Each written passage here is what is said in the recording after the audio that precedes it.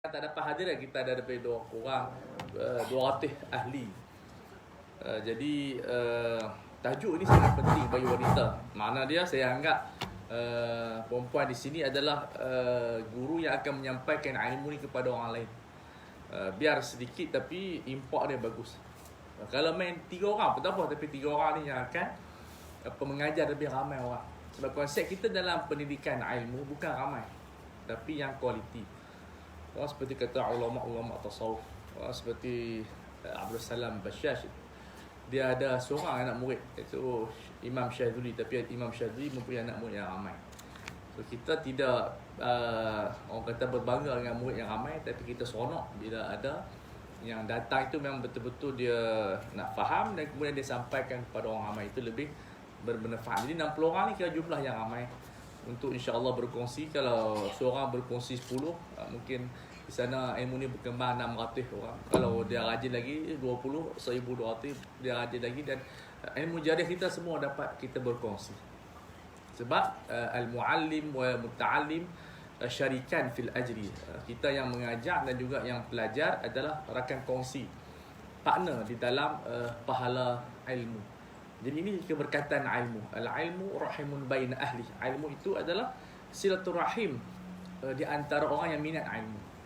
Jadi silaturahim yang paling kuat adalah ilmu. Sebab itu kadang-kadang kita tak kenal bila ada majlis ilmu, kita kenal. Dan akhirnya ilmu itu berkembang dengan keikhlasan dan dengan kesungguhan daripada mereka yang menuntut ilmu. Jadi buku ni ada lebih kurang 100 persoalan. 100 persoalan, mana dia menjawab. Sedangkan persoalan wanita ni banyak. Sebab wanita ni dia memang bermasalah, jadi dia create masalah. Dan yang menjawab masalah orang lelaki lah. Sedangkan isu wanita sepatutnya dihandle oleh orang perempuan. Tapi mungkin Allah Ta'ala nak tunjuk orang lelaki ni baik, ya? Daripada zaman, bukan daripada zaman sekarang, daripada zaman dulu. Zaman Rasulullah mengadakan satu hari kuliah khas untuk wanita. Dalam Bukhari disebut begitu, bab kelas wanita. Jadi kelas wanita ni merupakan sunnah nabawiyah. Makna wujud sejak daripada zaman Rasulullah SAW. Sebab ada di sana isu yang kalau ada orang lelaki tak mau tanya, dia memang tak tanya. Jadi dia kena duduk dengan dia guru, dia akan bertanya. Dan fiqh wanita lebih banyak daripada fiqh lelaki. Dulu kita cuba buat bengkel fiqh lelaki, tak ada sambutan. Sebab dia minat dia ke arah lain, politik, bola, apa semua dia. Tapi bila kita fiqh wanita ni, alhamdulillah, buku ni saya terjemah dan saya tambah, ada idhafah, ada 2 bahagian terjemahan dengan tulisan saya.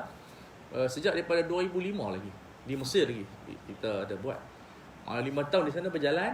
Kemudian balik Malaysia, ada permintaan, saya cetak dulu di Pelima Media. Bukan Media Pelima, dia 2. Satu Media Pelima TV3, satu Pelima Media ni syarikat buku lah, tapi dah tutup lah.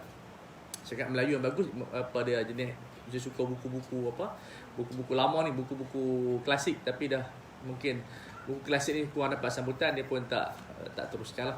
Kemudian kita berpindah kepada Telaga Biru. Jadi alhamdulillah buku ni, sebab orang perempuan ramai di segi nisbah. Jadi buku ni memang untuk orang perempuan. Jadi dia diperlukan oleh setiap generasi, kerana kelebihan buku ni dia ada 5 mazhab. Walaupun kita mazhab Syafi'i, cuma kita terdedah lah, boleh tahu juga mazhab Hanafi macam mana, mazhab Maliki macam mana. Dan mengumpulkan 100 masalah yang memang orang perempuan tanya. Hidup-hidup dia tanya terus. Tahu dia bercakap lah. Tak adalah hari ni lahir esok bercakap, tu pelik lah. Sebab 3 orang bayi saja yang boleh bercakap. Nabi Isa AS. Kemudian siapa lagi? Yang bayi yang anak penzina itu, wanita yang berzina dengan ra'i, dengan penggembala kambing, yang dia menuduh seorang wali berzina dengan dia sebab dia tak jawab salam mak dia tu ketika mana sembahyang. Cerita masyhur. Cerita tu. Dan kemudian ada 4, bukan 3, 4. Walaupun sebut hari 3, tapi ada 4, iaitu Ashabul Ukhdud. Tahu kan Ashabul Ukhdud? Yang cerita seorang pemuda yang dibakar oleh raja, yang dibunuh oleh raja, dan kampung tu bila beriman dia dibakar semua. Cerita Ashabul Ukhdud dalam Quran. Qutila Ashabul Ukhdud, yang dia belajar dengan tukang sihir. Dia kena cerita dia. Saya budak-budak tu umur 4 tahun saya suka dengar. Coba dia cerita sikit cerita jenis. Ada dinosaur. Ada dinosaur kan. Bila dia belajar dengan tukang sihir dan juga dengan ulama, bukan ulama lah, seorang wali. Kemudian dia jumpa dinosaur tengah jalan menghalang orang ramai, dabbatun kabirah. Makna dinosaur. Jadi orang tak boleh nak berjalan. Kalau setakat gajah tak apa, kita bagi kucing kan. Sebab gajah takut pada kucing. Tuan-tuan try. Jumpa gajah mengamuk, bagi kucing. Kalau hidup, alhamdulillah. Tak hidup, matilah dia pijak kita. Tapi ikut hikayat gajah begitulah. Hebat-hebat gajah takut dengan kucing. Dia macam komando lah. Hebat komando ni. Semua lawan, balik rumah takut bini. Dia betul lah.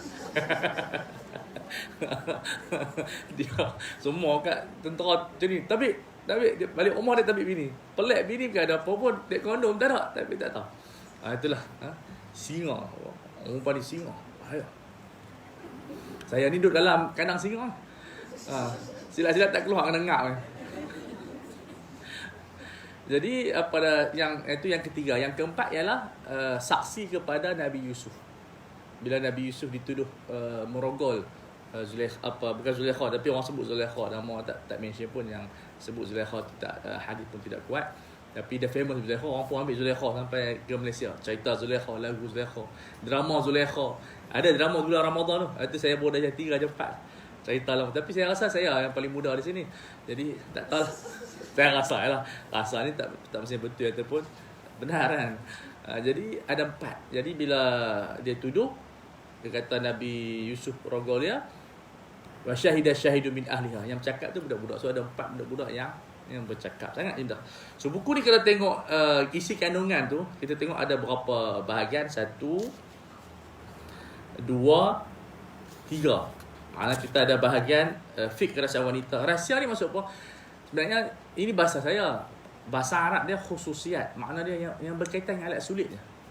So punya hebat terhebat. Alat sulit wanita ni mencipta beratus-ratus ataupun berpuluh-puluh fiqh. Yang ni yang dikatakan kehebatan wanita yang mencipta masalah. Sebab tu banyak pepatah kata di sebalik kehebatan lelaki adalah wanita di belakang, betul tak? Tapi sebenarnya kalau tak ada wanita, lelaki lebih hebat lagi. Ada kajian dalam kelas, kalau tak ada orang perempuan dan kita dia maju ke depan, bila ada perempuan dia jadi slow mengaji. Sebab dia nak mengorat. Yang orang pergi kelas tak percaya, cuba buat test pasal SPM sini diploma. Budak-budak lelaki yang fail exam mereka bercinta. Masa tu dah bercinta. Orang perempuan dia cepat matang. Dia tak boleh. Walaupun beratus-ratus surat hantar kepada dia. Dia nak mengaji lah. Yang lelaki ni duk feeling lah nak bina istana, nak bina macam-macam. Lagi dia fail SPM. Itu yang punca orang lelaki gagal tu. Sebab ada orang perempuan dalam kelas. Dia bukan salah perempuan. Tapi kalau tak ada perempuan, orang lelaki tu dia berjaya lebih. Dan ni ada kajian. Tapi dia buat macam di Malaysia, kita punya budaya bercampur. Sebab tu di Azhar, bukan dia sekat, tapi Azhar dia asingkan. Jadi kita fokus. Cuba Azhar campur. Saya rasa budak lelaki duduk di 30 tahun kat sana. Tak ada perempuan pun 10 tahun, ada perempuan 30 tahun. Tak ada perempuan dia pakai kain pelekat yang masuk kelas. Bila ada perempuan nak sikat rambut 10 minit. Tak tahu. Jadi itu di mana-mana. Ustazah di sini pun mengajarkan sini macam mana orang lelaki dalam kelas. Jadi dia kurang fokus. Tapi sebenarnya bukan nak nak kata perempuan tu tak penting sangat, penting cuma dia melawat lah. Saya ambil ustaz ni lah. Kali terakhir datang ke sini. Baik, kita ada bahagian pertama pengenalan tentang ketinggian wanita dalam Islam. Kemudian alat sulit dia, ada ahkam dia. Kemudian bab yang kedua taharah, aurat, isu yang menarik. Contoh isu khatan wanita. Sekarang ni isu international, khatan wanita ni isu international. Saya pun baru bincang baru habis PKP tu kita bincang di antara bangsa punya program online, iaitu khatan wanita. Sebab banyak negara haramkan. Kita Malaysia, doktor dah buat kajian tak ada manfaat apa. Profesor Halina Sirap, semua doktor-doktor pakar yang kita bersidang itu, saya wakil daripada syariah, kita bincangkan tentang isu khatan wanita. Tapi dari segi fatwa yang dikeluarkan tahun awal 1981 ke 82, boleh cek balik dari fatwa, khatan wanita adalah wajib. Tapi dalam bentuk praktikal, orang perempuan dah ramai tak khatan anak dia. Dah ramai. Sebab terlupa. Sebab apa beza khatan lelaki dengan khatan wanita? Satu yang penting sangat, yang jelas nampak. Apa beza dia?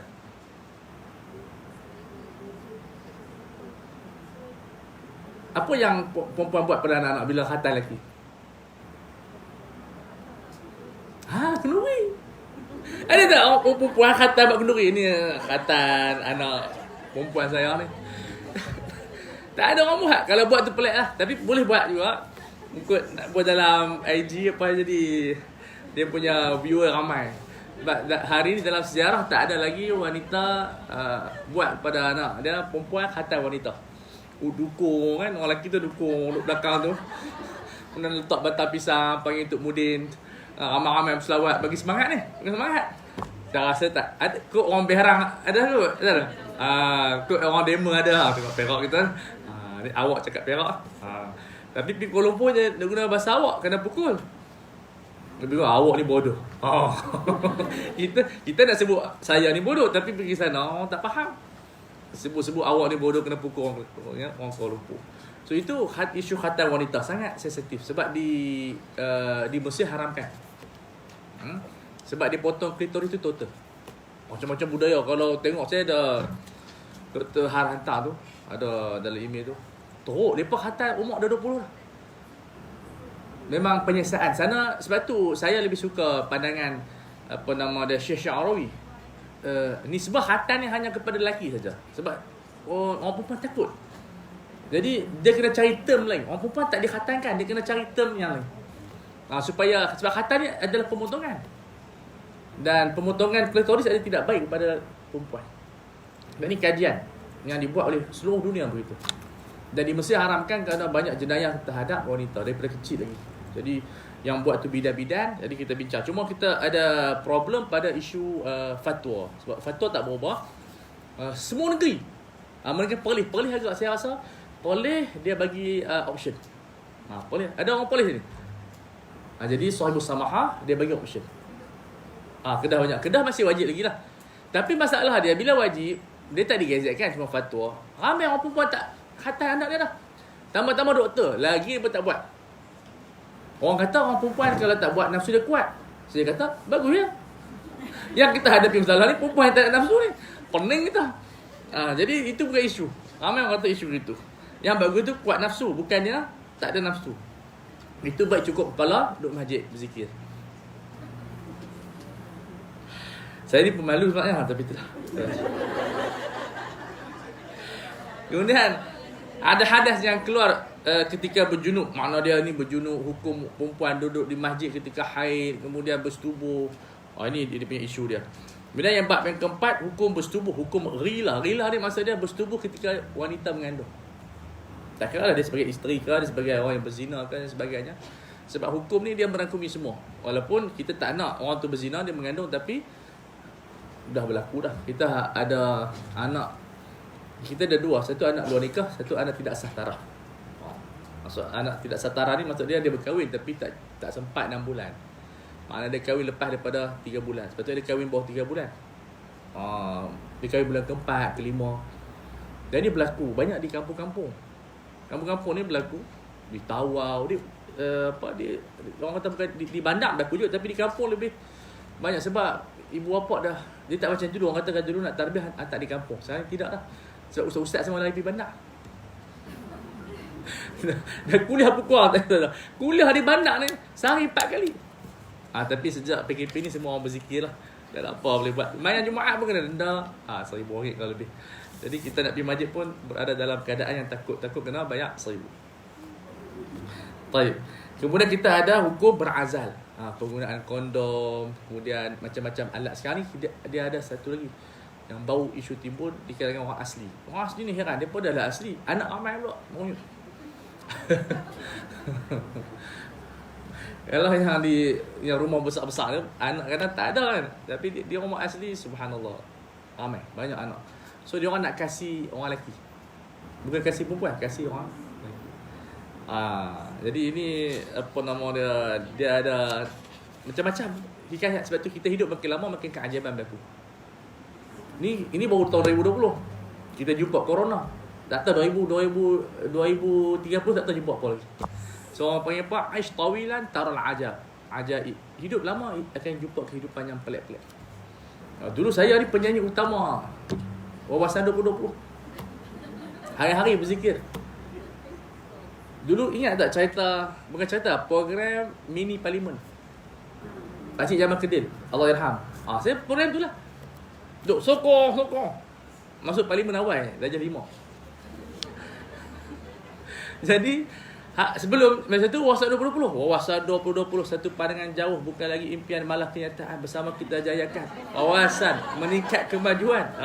Tiada lagi kepincangan, kemewahan, kenikmatan bersama kita nikmati. Bersama kita nikmati. Wawasan 2020, satu pandangan jauh, bukan lagi impian malah kenyataan, bersama kita jayakan. Tengok inilah 20 macam-macam celahu rupa-rupanya.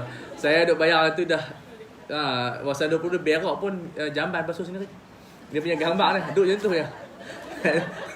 Dia punya gambar dulu. Roket terbang rupa-rupanya behrang tetap behrang. Tak ada jamban special apa pun. Itu dia kata. Ini baru tahun 2020. Dah masuk 2021. Tak tahu lagi 2040. Saya pun masuk dalam tim yang buat perancangan TN50. Dulu bersama dengan Datuk Seri Khairi Jamaluddin. Tapi terbantut. Nak tengok TN50 jadi apa pula. Kalau kita hidup lama kali 50, mana dia 30 tahun. Hidup lagi insya-Allah. Tapi masa tu semua dah kalau pakai make up tak sedar diri lah waktu 70. Lah pejabat semua make up lagi ni. Aduh, solek apa-apa semua ni. Bedak apa semua tu. Walaupun di rumah pakai baju kelawar kan. Long baju. Merlip. Tengok umur 70 macam tu juga. Tahu lah kita. Kemudian bab yang kelima, hukum-hukum yang berkaitan dengan wanita hamil. Ada. Banyak wanita hamil ni. Dari sudut dia punya dia nafkah dia kalau diceraikan. Kemudian gugur kandungan, abortion. Abortion satu kes yang sangat tinggi. Di kalangan remaja yang di luar nikah. Yang kita sebut tadi ada nikah lebih kurang ada beratus ribu, anak tidak sah taraf 180,000. Maknanya berkahwin. Kalau ditawar tu, saya pergi tawar. Dia orang dah jadi macam tak segan dah. Mana kalau mengandung tu dia pergi kursus nikah. Ramai-ramai macam tu. Kalau kita pakai jubah tutup balu lah. Dia okey biasa lah. Main pasangan. Jadi depa dah biasa. Sebab pendidikan kurang. Jadi mungkin depa anggap masyarakat terima sebab mereka akan berkahwin dengan pasangan mereka. Itu yang di sana mufti Sabah fatwa boleh berkahwin bawah umur tu kalau mereka yang memerlukan. Sebab bawah umur yang berzina ni anak nikah. Jadi puak pun tak tahu apa. Puak bukan ada pendidikan tinggi. Bukan ada macam perempuan ni pagi-pagi ajak je lagi malam pergi tuition pula kelas online jauh. Belajar pun terpokok. Jadi sebab tu mufti Sabah sana kita kena faham keadaan di sana. Dia bagi wanita bawah umur kahwin sebab tak ada siapa nak jaga. Paling kurang huduh-huduh lelaki tu pun adalah juga orang sayang. Sebab kita kena tahu cara fikir berlainan. Kalau kita di sini orang intelektual mesti fikir nak ada kenduri, ada itu. Dia pun sangat memang hidup bebas. Kalau tak berkahwin macam tu juga hidup dia pun. Paling kurang bila kahwin ni ada tanggungjawab, ada bin, ada semua nafkah. Boleh su di mahkamah. Kalau tak kahwin nak su pun tak boleh. Itu di antara benda-benda isu yang berkaitan dengan wanita banyak sangat lah. Kemudian hukum melakukan jenayah ni kih-rogol. Banyak. Ni saja kih-rogol. Hari-hari kih-rogol. Yang paling heran, rogol nenek tua pun dah. Saya pun heran. Nenek tu dah tak tahu nak kata apa dah. Dah jadi seorang abang lama dah. Tapi tu seorang abang lama kan buat lapik, buat makan nasi lemak, macam mana.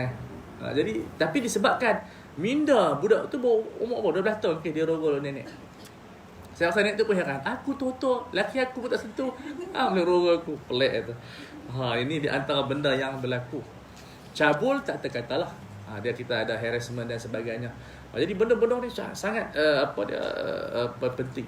Kemudian kita masuk tulisan saya itu hakikat wanita muslimah alternatif terkini. Yang ni kita kena bawa balik. Mana kita tak boleh nak menangis.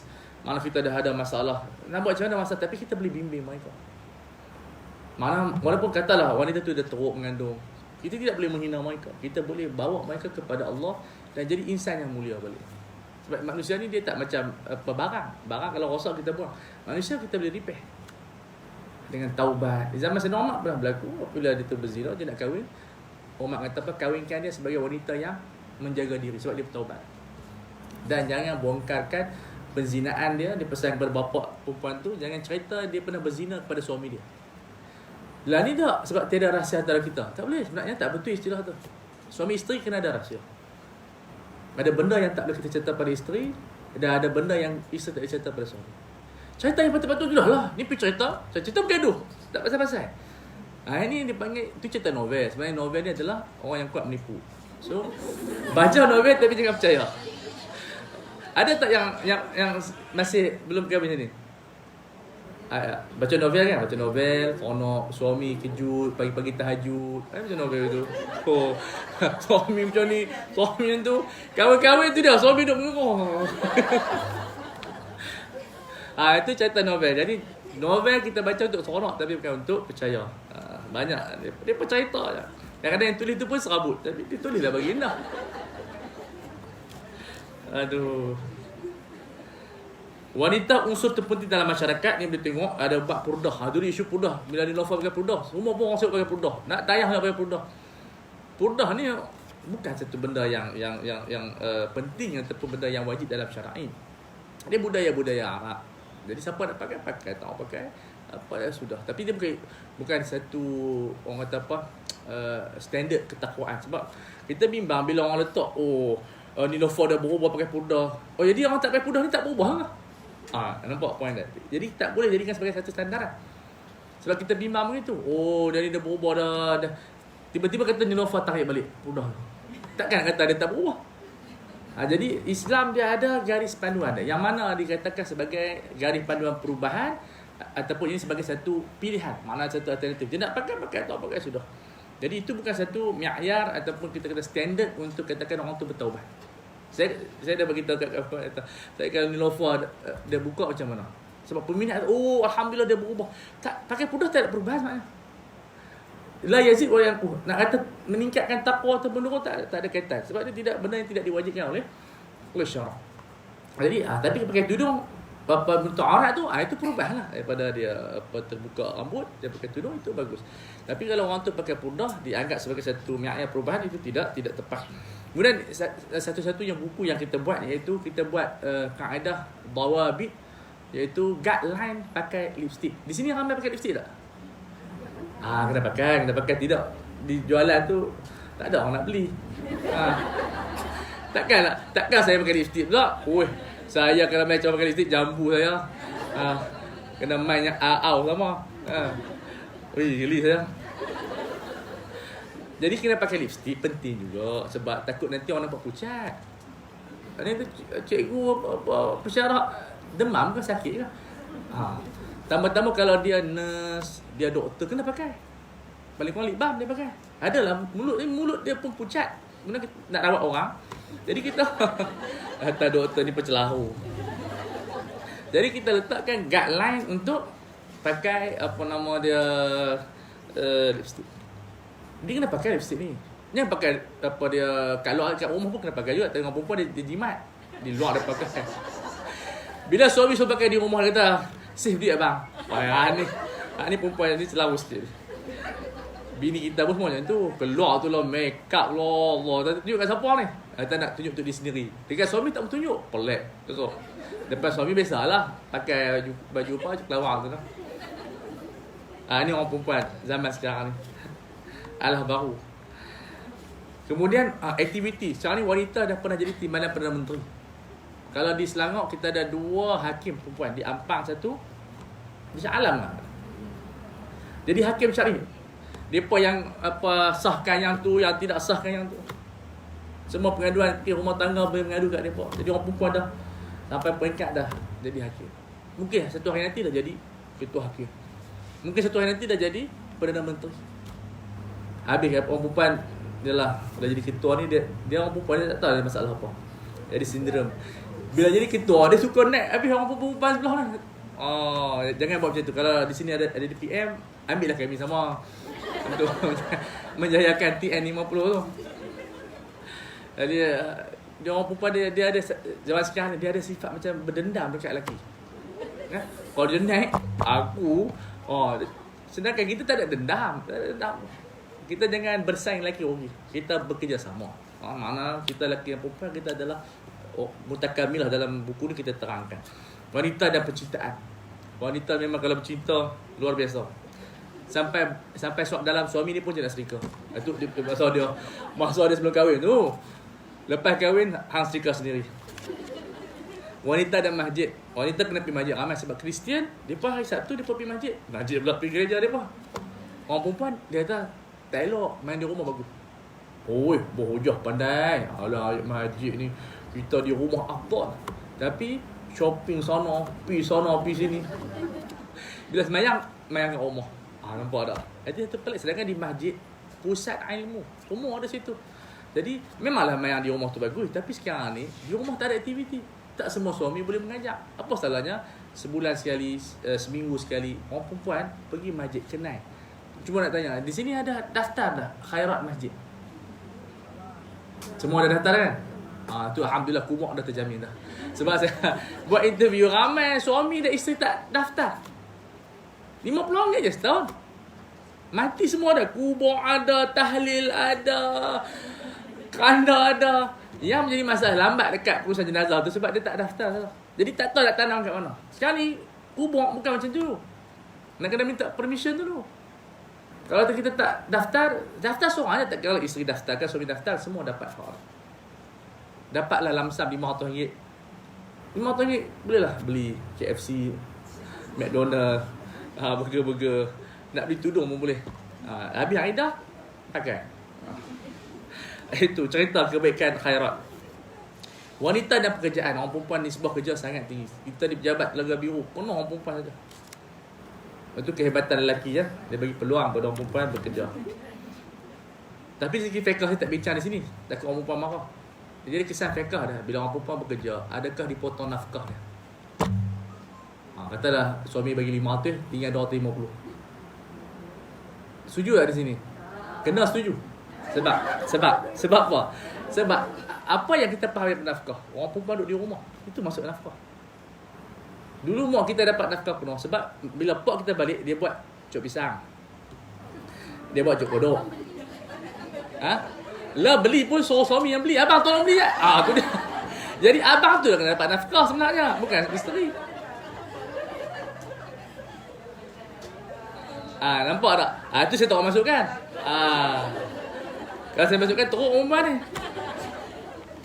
Jadi sebenarnya memang begitu. Nafkah konsep dia adalah lihabsil mar'ah fi baiti zawjiha. Sebab 24 jam dia duduk rumah suami dia. Dia serve, dia masak nasi apa semua, dia kemas. Jadi dia berhak dapat nafkah penuh. Tapi sekarang ni perempuan dah keluar hanya jumpa suami dia mungkin 5-4 jam. Muka ceria mungkin 2 jam. Sebab balik pejabat, takkan nak ceria lagi. Kalau balik pejabat, itu nampaknya tak berapa nak betul dah. Tertekan di pejabat. Lepas tu wanita dan politik. Kalau kita tengok PA dengan, dia ada beza PA dengan setiausaha. Tugas dia. Itu orang mengaji ITM tahu lah. 70% PA perempuan.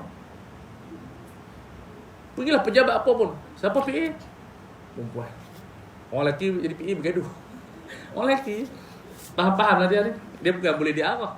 Itu payah. Sebab PA mesti orang perempuan. Dia cermat jadual. Bagi orang lelaki susun, sekali dia susun, dia terlena. Wanita dan jihad. Ni perang. Kita tengok di Palestin orang perempuan berjihad. Di Malaysia orang perempuan bershopping. Persoalan wanita ada banyak. Wanita memotong bulu hari-hari. Di Spa ada perkhidmatan potong bulu kemaluan. Orang perempuan tu malas. Pergi situ. Cerita dia. Saya cerita dia semua dipanggil kes. Apa orang perempuan sampai teratur malas. Dibangi dah. Kalau perempuan nak pipi, tapi dosa dapatlah. Nak abang je. Tengok jumpa apa perempuan dekat bangi pelik ni. Mesti nak pergi spa tu. Lepas tu hukum berwasap dengan lelaki ajnabi. Hukum wanita bersalaman, berjabat salam. Kemudian hukum wanita mengurut lelaki ajnabi. Banyak sangat tu tempat urut yang orang perempuan ni hukum dia. Dia beza dengan fisioterapi. Fisioterapi tu memang rawatan yang mana untuk pemulihan. Ni untuk aksesori lah. Kalau no, abang, main sini abang. Begitu. Bolehkah wanita bekerja di spa? Apakah hukum wanita menggunakan solat Jumaat? Bagus. Saya galakkan kalau di politeknik, orang perempuan pergi sembahyang Jumaat. Sebab tak payah sembahyang Zuhur lah. Kenapa kita nak sembahyang 4 rakaat? Jumaat sembahyang 2 rakaat. Tapi orang perempuan salah. Itu tak wajib. Kita pergi shopping lah. Tengok. Hari Jumaat dia buat tempat shopping. Sepatutnya Jumaat tu dia tinggal khutbah. Teman-teman dalam poliklinik ustazah boleh buat satu ni lah. Jumaat, orang perempuan semua pergi Jumaat. Kan senang. Ni khutbah dapat ilmu, dapat pahala, kemudian sembahyang 2 rakaat, tak payah sembahyang Zuhur lah. Tapi kalau di Mekah, orang perempuan semua sembahyang Jumaat. Tunggu Mekah lambat lagi dah kita. Lepas kita naik puluh-puluh ribu lepas ni haji. Dengan umrah pun naik mungkin 10 ribu. Jadi kita pergi mana? Inilah kita pergi Thailand ke, pergi mana-mana. Pergi buat usrah kat sana. Baik. Apakah hukum wanita menutup aurat berpakaian ketat? Ini banyak isu. Wanita dibolehkan menjawab salam, wanita ingin menjadi wajib, hukum membuang air beg. Semua perempuan. Apakah wanita yang mandi wajib pada waktu asar mengqadha solat zuhur? Ini banyak juga soalan. Adakah wajib wanita menutup kawasan yang terletak di bawah dagu? Saya rasa 90% wanita muslimah terdedah dagunya. Jadi itu yang kita akan bincangkan kalau sempat. Kalau tak sempat nanti kita buka soalan. Kita mulakan dulu dengan masalah yang pertama. Muka surat 3 ni pengenalan ni, perempuan kena baca ataupun sahabat-sahabat kena baca, sebab ini yang menunjukkan hakikat wanita. Wanita kena kenal diri dia. Dia pendidikan yang sangat bagus sebenarnya. Kita ada banyak benda yang kita kena perkenalkan pendidikan wanita, apa hak mereka, itu sangat penting. Juga pendidikan seks. Sebabkan kita ni takut cerita pasal pendidikan seks, akhirnya mereka baca sendiri. Baca underground. Baca underground ni yang masalah ni. Kita ada pengajian biologi, sains kan, biologi tu form 4. Jadi apa salah kita selitkan pendidikan seks dalam Islam? Makna dia, sebab kajian menunjukkan umur 18 tahun, makna STP, kalau ada orang ambil STP, dia pergi bermulanya, dia pergi syahwat, kemuncak syahwat tu pada umur 18. Sebab tu kes rogo 18 ni dia celau. Dia tak main rogo umur 80, 70, ada sikit-sikit tu, tok wan. Tapi itu pun mesti orang perempuan tu lembek sangat, takkan tak ada sepak dia punya lutut dia. Dia jalan pun gelong dah. Dia macam cerita Mahmud Jun lah, pegang tongkat ni nak pergi majlis majlis apa? Malam Minggu pesta muda-mudi dapat baju tu, tiket bok 12 tiket beli, semangat. Tu orang tonton padahal 2 tiket cukup dah. 12 tiket. Dapat tiket, buang tongkat tu, geram. Lari orang geng. Tapi yang banyak kes 18 tahun.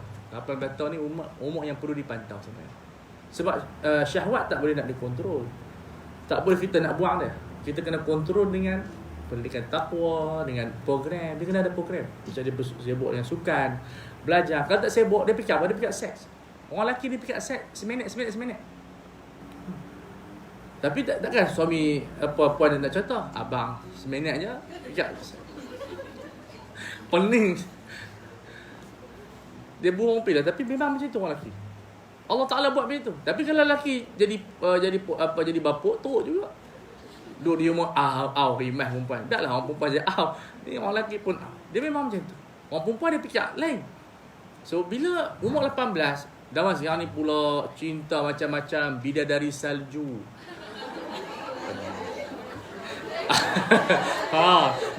Ni mesti tengok ni. Saya tak dah. Aduh. Tak tengok cerita, tanyalah ustaz ni. Tengok tak? Tak tengok. Dia pergi tengok bidadari salju. Macam-macam cerita novel. Sekarang ni penerbit ke arah dia mendramakan novel. Jadi novel ni satu benda yang sekarang ni satu orang kata apa, seni yang bagus. Apa Haji tuan novel boleh didramakan. Ombak rindu lah macam-macam. Ombak macam-macam. Jadi kita tengok di situ cinta dah. Dulu orang tak bercinta macam tu. Sekarang ni cinta pelik-pelik. Berkahwin tapi tak bercinta. Kemudian tak duduk sekali. Kemudian akhirnya baik balik. Itu cerita novel lah. Ada ke? Dulu ada cerita apa? Rindu Doa Patih. Tu Aida Jebat dengan Zul apa? Badan macam saya tu. Saya sebab silap masa tu tersilap masuk. Dia banyak tempat, saya satu tempat itu, tapi hasil samalah. Suara pun hampir sama lah. Jadi bila berkahwin tu tak duduk sekali. Seorang duduk atas katil, seorang atas kerusi. Itu saya kata paling bodoh lah suami tu kan. Tapi cerita novel. Kalau tak suka pun isteri dah halal. Apa yang tidur atas sofa tu? Ini semua cerita-cerita novel. Jadi apabila cerita tu makin banyak, orang perempuan tak ataupun lelaki mesti dia nak kahwin. Tiba-tiba kita kata terlarang kahwin. Ini yang isu sebenarnya. Iaitu isu remaja tidak berkahwin. Di barat mereka tak apa, mereka boleh berzina. Kita tak boleh, kita tak terima konsep tu. Dan akhirnya mereka terlibat dalam, saya pernah duduk pergi tolong dipanggil wanita-wanita yang mengandung. Kesian. Muda daripada umur 14 sampai umur 34. Yang 50 tak ada lah. 50 ada mengandung. Jaga sendirilah. Jadi 50 pun pelik-pelik lagi. Jadi mereka ni orang baik sebenarnya, tapi mereka macam apa, tertipu dengan cinta lelaki. Macam tu orang perempuan. Orang perempuan ni ibarat ayam. Dia macam tu, bukan cerita ni cerita novel. Ni cerita novel harap. Apa dia punya analogi atau kronologi ayam ni? Ayam ni suka pada pujian. Lelaki ni ibarat musang. Musang suka memuji. Pernah tengok cerita dongeng kita kan? Bagaimana ayam dimakan oleh musang. Musang ni puji. Ayam seorang sedap. Cuba berkokok tengok. Oh, dia pun berkokok. Masa berkokok tu lah dia pergi terekam ayam tu. Macam tu je orang perempuan sampai sekarang ni. Oh, lelaki tu lambung. Muka ibarat bulan. Padahal tak bulan pun. Tak tahu muka dia ibarat apa. Macam-macam puji apa semua. Akhirnya dia pun sayang. Nak buktikan cinta kena berzina. Akhirnya dia musang. Musang lepas makan ayam, dia tak makan ayam tu dah. Dia makan ayam lain pula. So, jangan jadi seperti ayam. Tu nasihat novel, bukan saya. Itu cerita dia. Jadi akhirnya mengandung ramai.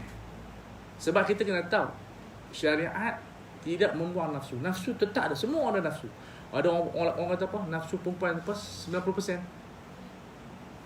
Saya pun tak tahu tu kajian. Tak apalah 90% ke 100% ke 2000% pun benda tu normal, biasa. Itu lebih baik untuk suami lah, perempuan yang ganas ataupun perempuan yang ada nafsu. Kan kalau tak ada nafsu susah suami. Dia fikir, aku nak jemput bomo pun bomo dah makin kurang. Yang ada pun raja bomo lah. Teropong tengok begitu. Jadi itu bukan problem. Problem adalah bagaimana nak memudahkan perkahwinan. Macam ada si kenduri. Kenduri alhamdulillah sekarang ni kita nampak makna tak penting sangat amal pun. 250 orang dah cukup dah. Jimat duit. Nak jimat lagi jamu bihun. Macam tadi ustazah jamu saya kuih, kopi dan bihun. Dah betul. Saya dalam tu ustazah. Jimat 1.5 ringgit lah. Orang nak marah-marah habis. Janji aku buat kenduri. Jadi, tapi sekarang ni satu kepala 20 ringgit. Itu yang kadang-kadang payah nak kahwin. Sebenarnya kita ni sendiri yang create suasana tu. Dan kita boleh ubah. Memudahkan urusan kahwin. Orang perempuan ada suami. Sebab suami ni ibarat security. Betul tak? Bila orang perempuan tu ada suami, orang tak ada kacau dah. Walaupun suami duduk tu. Duduk kat Terengganu. Suami, isteri duduk Behra. Ni isteri orang terus tak jadi nak mengorat. Tadi nak mengorat dah. Kita tengok bini orang. Tak apa. Tiba-tiba jadi janda. Habis orang kacau balik. Ajak pergi tengok wayang lah. Ajak makan. Jadi macam bahan permainan. Sebab tu jangan marah suami. Suami ni security. Nama dia tu besar. Cuba sebut terbalik pula. Ada isteri ke? Wow, ada isteri lagi. Ada 3-0 lagi. Terbalik pula. Tapi kubur dengan lubang apa nama dia panggil lubang persetubuh. Itu yang akan menjadikan banyak fiqh di sana. Sebab yang kita tengok nanti muka surat Taharah, muka surat 13, isu keputihan. Isu keputihan ni orang perempuan banyak masalah. Sampai iklan Syah Yahya. Saya cukup pekor. Saya pun heran, saya seorang. Walaupun pakai serban, saya pekor tengok. Dah, gitu. Sebab keputihan ni dia satu anugerah Tuhan juga untuk dia protect kemaluan perempuan. Daripada kuman dan seumpama dengan dia. Cuma problem dia najis tak najis. Itu perbahasannya. Dan di mana lubang dia keluar? Lubang kencing ke lubang bersetubuh? Jadi saintis kita buat kajian, rupa-rupanya dia keluar daripada lubang persetubuhan. Sebab tu dalam buku ni saya sebut dia tak najis. Sebab dulu ulama yang kata najis tu sebab dia gambarkan keputihan tu keluar daripada lubang kencing. Nampak? Umum tak tahu saya kata. Saya ni sebenarnya yang berubah ni sebab masalah wanita. Dan betul, asbabun nuzul buku ni, asbabul wurud buku ni. Saya dapat izin daripada guru saya terjemah. Dia dapat buku ni ada guru request. Dia buku ni 5 mazhab. Nama dia Dr. Sa'ad. Jadi saya duk mengajar. Kemudian dia minta ustaz terjemahlah buku ni. Saya kata, saya nak buat apa terjemah saya orang lelaki. Saya tak minat nak jawab isu perempuan. Tapi dia duduk Mesir tu, orang perempuan rajin bertanya. Saya tanya lah ustazah, tanya saya buat apa. Dia pun suka tanya lelaki. Perempuan daripada dulu lagi zaman Menawi. Menawi tu buku 300 surat tentang haid dan nifas. Tak tahu orang perempuan. Jadi saya pun fikir tak apalah, saya terjemah. Saya ambil masa setahun saya terjemah. Terjemah setahun, alhamdulillah. Dia tengok sambutan tu bagus. Daripada itu saya cuba mendalami isu-isu wanita. Baca artikel, baca jurnal, duduk dengan doktor, buat interview dengan doktor. Saya banyak ada program yang doktor. Jadi kita tahu perempuannya luar biasa perempuan ni. Tak menyesal lah. Dulu masa macam berat. Nak buat apa fikir perempuan? Fikir kita masalah pun tak selesai kan. Jadi air keputihan ni dia rasanya rupanya dia rasa alkali.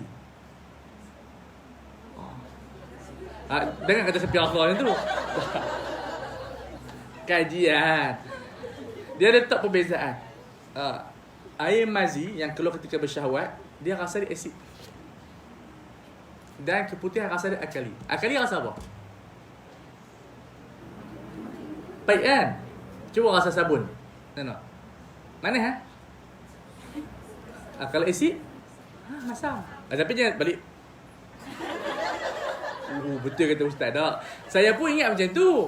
Saya ceramah seorang pakar ONG HKM tu.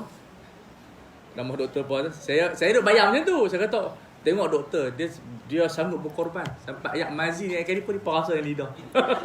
Dia kata bukan macam tu ustaz, dia pun ada alat dia. Oh macam tu lah kali rasa macam tu. Pening. Dia di sana ada dia panggil apa? Istilah fatwa dengan test. Dia kena test. Jadi asal hukumnya haram, tapi sebab kita di ahli fatwa kita boleh test. Arak tak payah lah.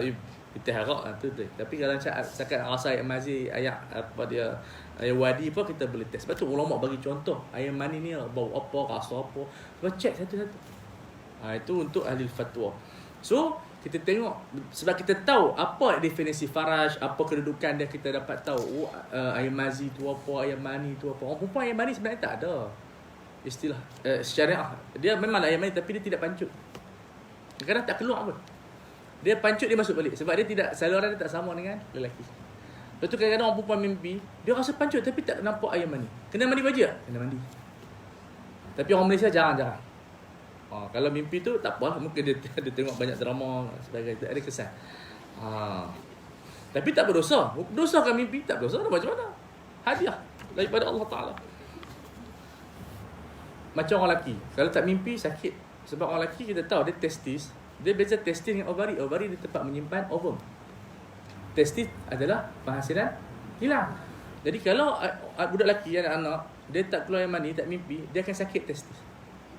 Bila dia tak keluar air mani, dia akan dia sakit. Dan bahaya lah. Sebab tu orang panggil bentan lah. Sebab tu Tuhan bagi dia mimpi. Dia banyak yang anak-anak baliran semua mimpi. Dia pun kalau mimpi artis lah. Mak dia malu. Dia macam mana? Dalam mimpi, mimpi artis pun kan, mimpi orang lain. Jadi orang perempuan jarang. Orang perempuan dia dengan haid ataupun dengan umur dia 12 tahun. So Allah Ta'ala buat sistem ni. Sebab tu bila orang berkahwin, dia hubungan seks mesti seminggu, 2 minggu. Tapi bila umur 60 baru dah slow sikit. Sebab kalau tak sakit dia punya testis. Sebab dia kilat. Sebab tu tengok orang perempuan dia monopause, dia tak minat berkahwin lah. Melainkan dia tu jenis cergai, dia ambil pil-pil. Tu lain lah. Tapi orang lelaki umur 90 pun bini dia umur 30. Sebab dia kilat. Bawa anak. Ni dalil dia betul. Tok Wan saya umur 75, kahwin umur 35 bini dia. Comel lah tu. Tok tolong saya. Tok Su lah. Saya tengok, heran nak pergi apa Tok Su ni. Dia jalan macam ni. Nak apa? Anak 75 umur dia. Bini umur 35. Tapi dia pun pondok, jadi mak pak bagilah kahwin. Kata tak layak Tok Wan kahwin, tapi dah baca dah terjadi. Fa'ala dah rahimahullah. Dalam dunia ni keajaiban. Kadang-kadang ada orang kahwin kan, yang kita tengok lawanya bini dia, yang dia tak handsome langsung. Ada pula suami ni handsome, bini tak lawa pun. Satu cinta itu buta. Aliran apa kita masuk bab taharah. Kita tengok masalah apa? Muka surat 13, cecair faraj wanita. Okey, kalau benda tu peluh, itu tidak najis.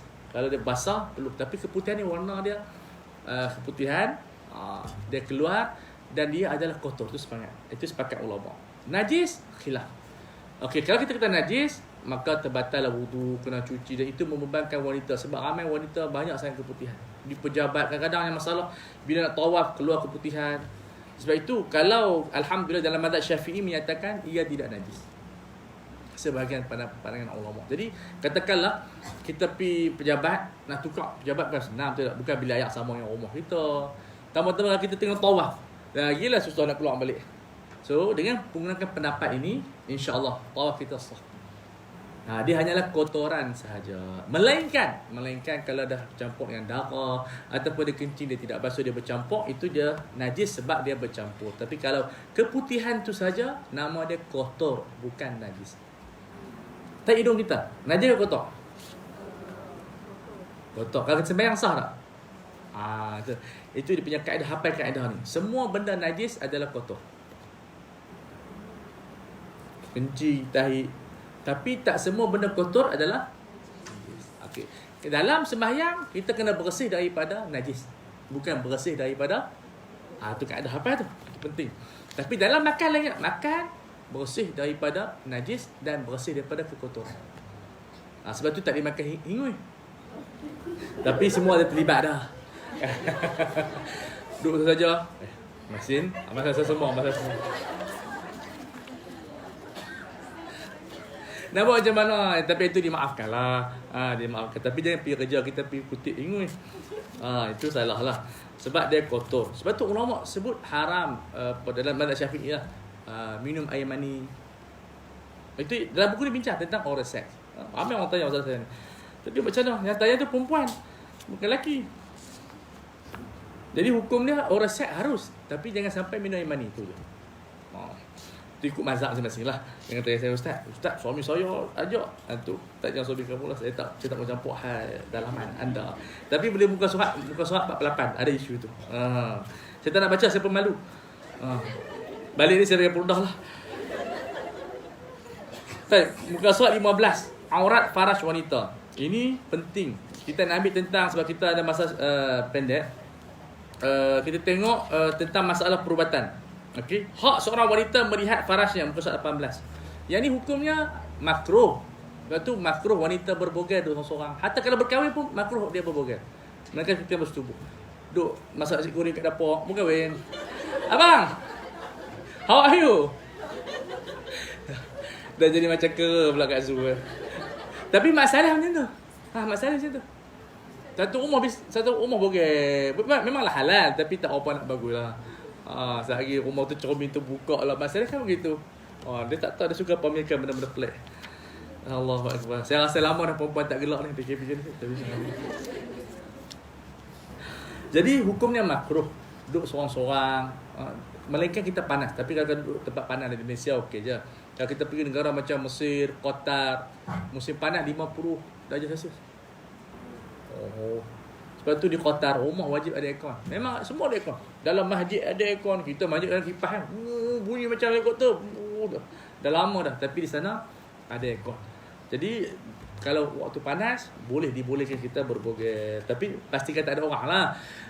Ni ramai-ramai je lah asrama perempuan ni macam politeknik ni. Jom kita bogel. Tersilap dengar. Jangan. Itu haram. Termasuk dalam mandi berbogel bersama-sama. Di asrama berlaku kan tu. Dah rapat sangat. Tak boleh. Itu kena ada garis panduan. Dilarang berbogel. Kena letak. Dilarang berbogel. Okey. Yang ni isu yang sangat berlaku. Banyak berlaku. 21 yang saya akan terangkan satu persatu. Melihat kemaluan wanita untuk rawatan. Ramai cendekiawan kita ataupun tokoh-tokoh agama menyeru kepada wanita ni wajib belajar ONG. Dan saya pribadi tidak bersetuju benda-benda tu. Sebab benda tu bukan wakil. Maksud dia bukan realiti. ONG ni bukan jadi bidang. Dia bidang yang payah. Bukan senang nak belajar. Semua perempuan tahulah pengajian dia. Dan sejak zaman Rasulullah tak suruh pun orang perempuan pergi jadi bidan ni. Ataupun ada arahan. Dia biar berlaku. Kalau ada. Tak ada. Masa Rasulullah nak bekam isteri dia, Ummu Salamah, Nabi hantar pada orang lelaki. Tak ada Nabi arah buat satu kumpulan, orang perempuan ni pergi banyak bekam. Sebab ONG ni bukan benda yang ringan belajar. Pengajian yang begitu panjang, penat. Sebab tu kita tengok yang ramai doktor lelaki. Cuma isu dululah ada siapa nakal tau. Orang perempuan tu, dia kalau nak beranak dengan lelaki handsome. Yang tu jadi isu tu. Jadi bincang orang kita, yang tu perempuan tu nakal. Lepas tu muncullah seorang lelaki yang doktor handsome tu. Tengok yang isu tu. Aduh, memang duk kat Beherang semua ni. Takkan tak buka FBIG lah. Aduh, isu tu hangat tu. Masuk FM, radio bincang, panggil doktor tu lagi. Aduh.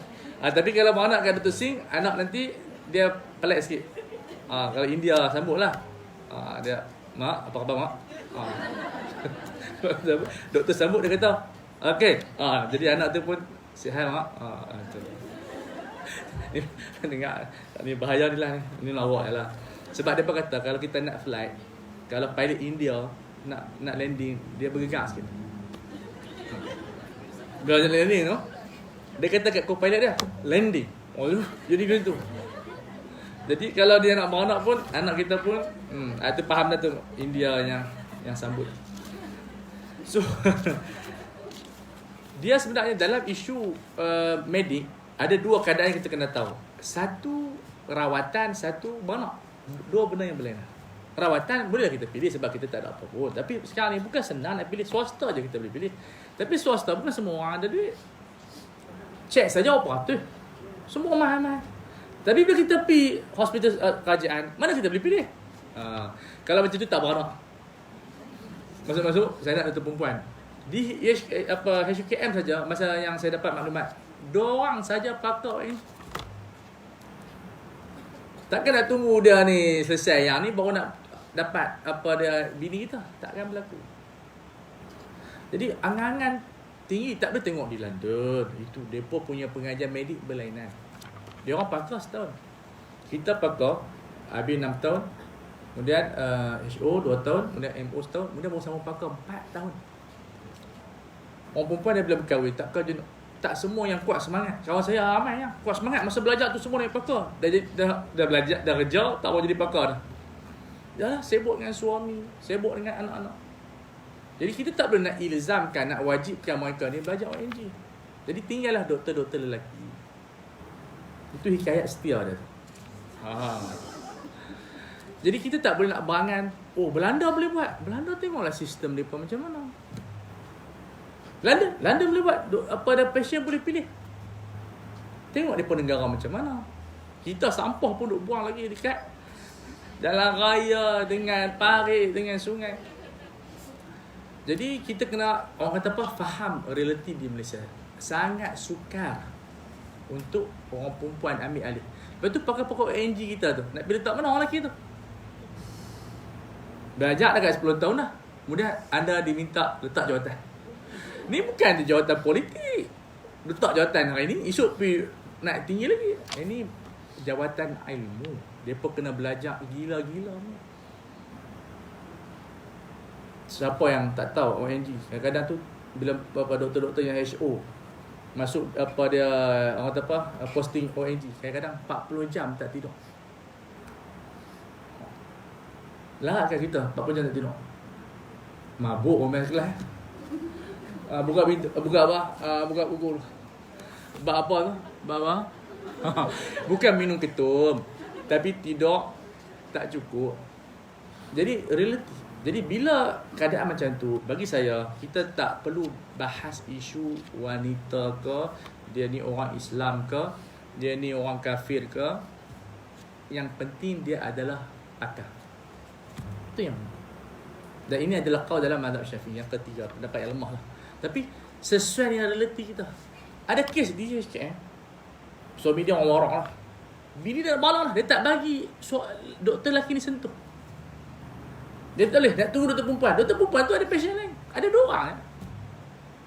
Dia tak apa, tunggu. Perempuan lebih tahu lah beranak tu tak sakit kan. Jadi sakit betul. Lama-lama dia tengok bini dia aku sakit, dia awal pun kesian, pergi minta merayu balik ke doktor tu. Doktor tu merajuk dah. Masa aku nak bersambut, dia tak bagi. Tapi etika doktor tak boleh buat macam tu. Merajuk kah, sambut juga. Jadi tak boleh nak buat benda tu. Jadi di sini ibu-ibu nanti jangan didik macam cari doktor perempuan. Tak akan berlaku di Malaysia macam tu. Yang penting doktor tu pakar. Dia masuk hospital nak beranak, dia kira hukum darurat. Bila darurat, nyawa budak dan nyawa ibu tu lebih penting daripada aurat, lebih penting daripada jantina, lebih penting daripada agama. Bukan agama maksud dia agama tu mula tak mula tak, maksud dia tu agama apa. Sebab nak lain ni. Kalau mati siapa nak tengok? Jadi ini yang penting orang Malaysia faham. Kadang-kadang dia orang ni bila bincang, semua orang kata apa? Terlampau idealistik. Tak tengok data, berapa banyak doktor kita, berapa masa mana dia boleh tahan. Perempuan tu boleh tahan beranak apa lama. Tambah di Behram, ada berapa banyak hospital,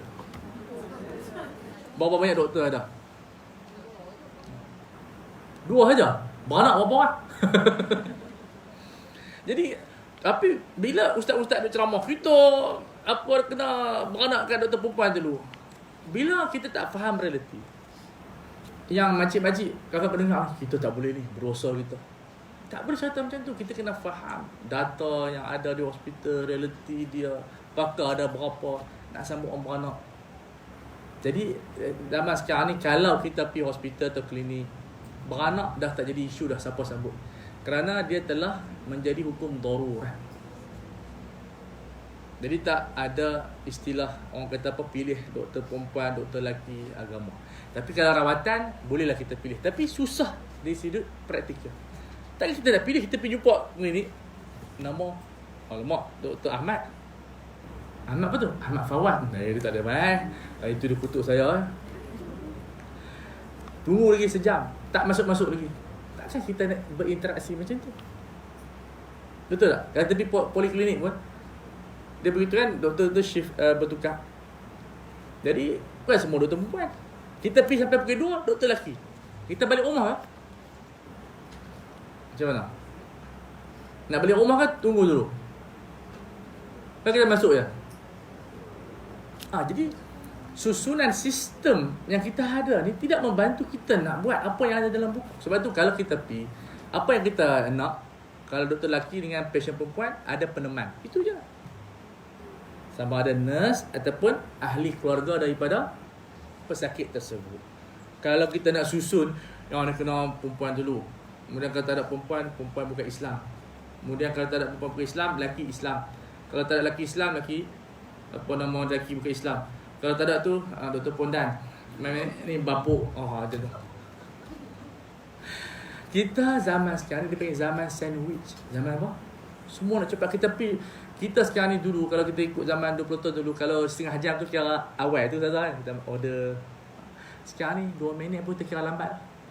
Lambat kedai ni, marah. Marah. Tak mat dah lah. Baru 2 minit. Sistem punya cepat. Dulu kita boleh beratak. Mana dia lama? Lah tak ada dah. Semua sistem macam ni.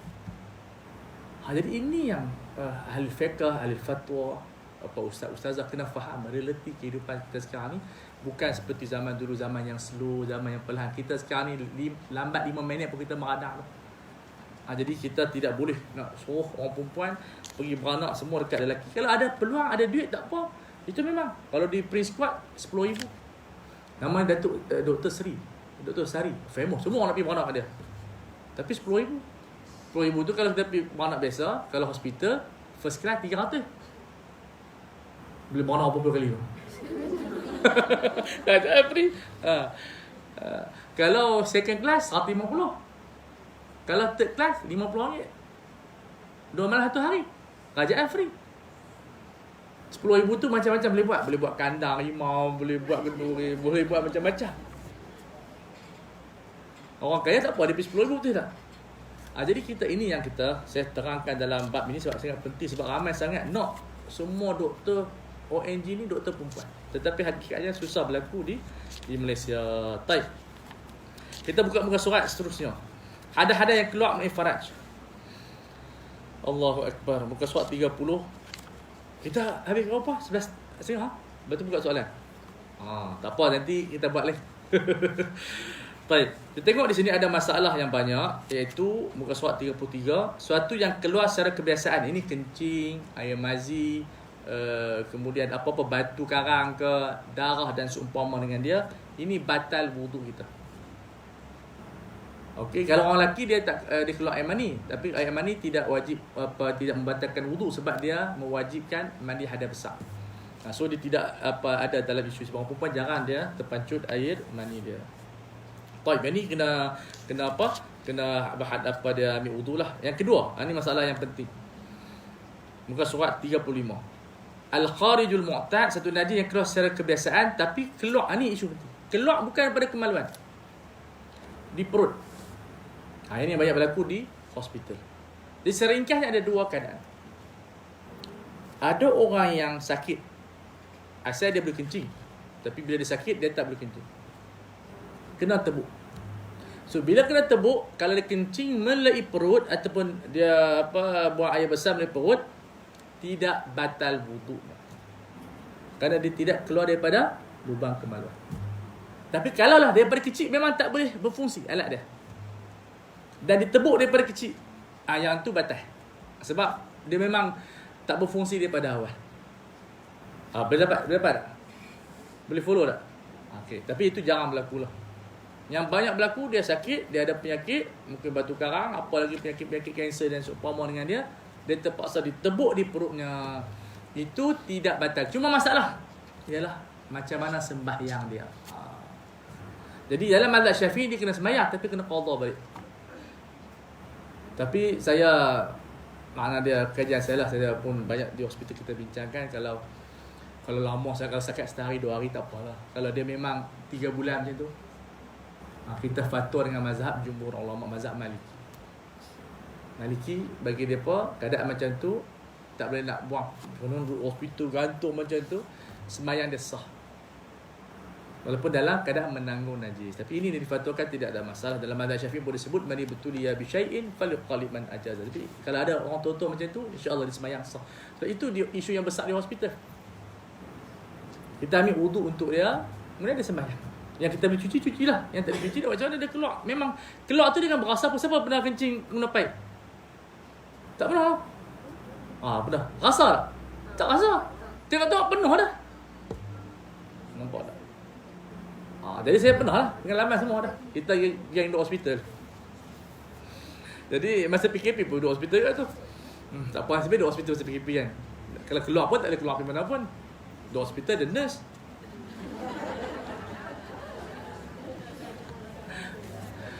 Jadi kita sembahyang dalam keadaan najis dan tidak perlu qada. Tapi kita katakan sunat. Kalau dia rajin nak qada, dia buatlah. Itu pahala lebih besar. Itu isu yang kedua. Yang ketiga, muka surat 38. Al-kharijul mu'tad at-tahir waqtan la sabila. Yang keluar itu bersih pada segi waktu, tapi bukan tempat keluar dia. Seperti angin yang keluar daripada faraj. Ini isu orang perempuan lepas besar ni banyak dia buang di depan. Kalau buang di belakang dia boleh tahan, depan tak tahan. So kalau dalam macam tu dia boleh sembahyang.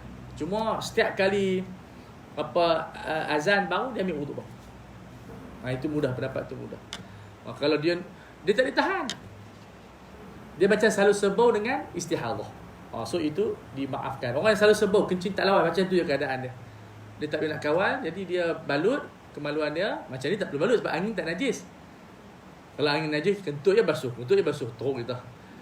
Sebab tu ada ulama bincang, dia kata apa, kalau dubur kita, buntut kita basah, kemudian kita buang angin, najis tak perlu tu.